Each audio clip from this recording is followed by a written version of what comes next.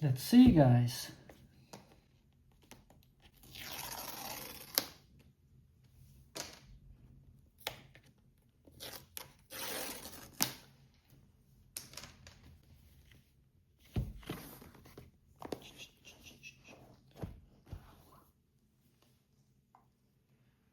Hello. Wow, that looks good, guys. Hello. Kind of my first impressions here. Oh, it's heavier than I thought. It's actually, feels like solid metal. Oh, of course it is metal, but you know, you presume at this price that it's like a plastic, piece of shit. Let me see. Is there a cable? Yes. Of course, there's a cable, guys. But we don't need that. I've got my own cable.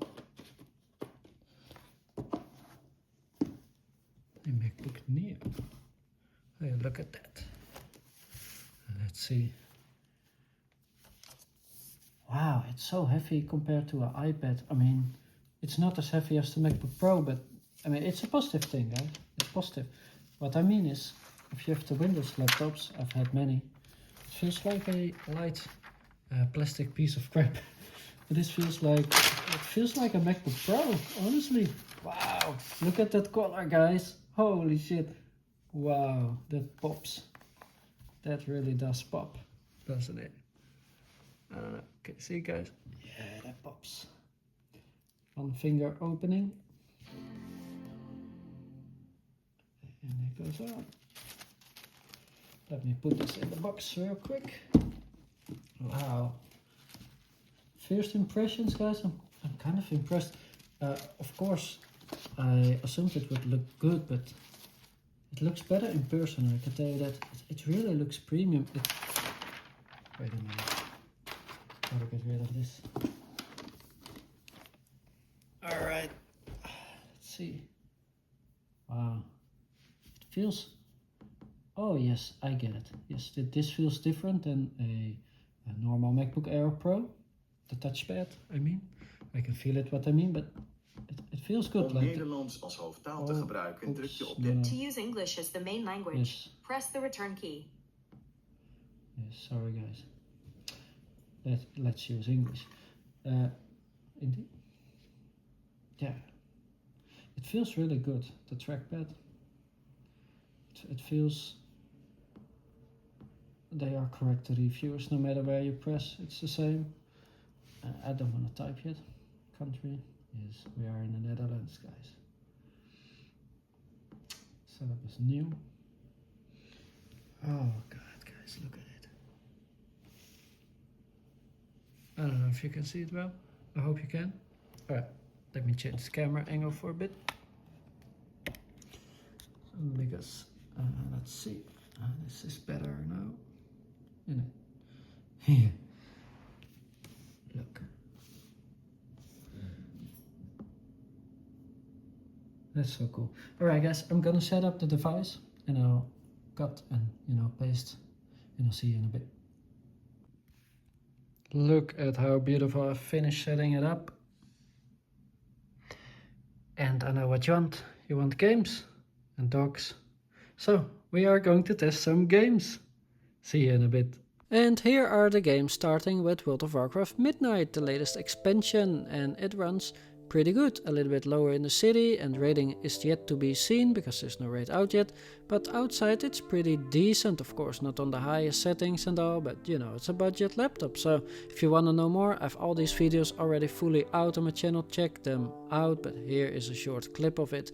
And with that said, we are going to the next clip of Minecraft with shaders, and I've got a tutorial and everything for you on the channel, so if you want to know how to do this, I got you covered. But it runs pretty decent, 50 to 60 FPS, sometimes a little bit in the high 40s, but that's actually really good for such a low-end laptop. I'm very happy with that. And there are more graphically demanding games, like here Hitman, which is sadly locked at 30 FPS. It can do more, the chip, but for some reason it just sticks to 30. If you pass, then it will unlock and you see 45, 44, something like that. But 30s locked is better experience anyway. And about a good experience, here's another great experience, Stray. It looks good and it runs at least at this part at 60 FPS, but there are parts where it's a little bit worse or a lot worse, and you can see that in my full video again.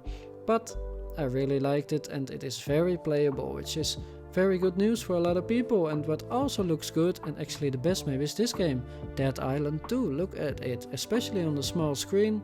It is photorealistic and it's on low settings. Of course on a PC it looks better, but that's not the point, right? In such a PC there's a graphics card 5 times as expensive as this old laptop.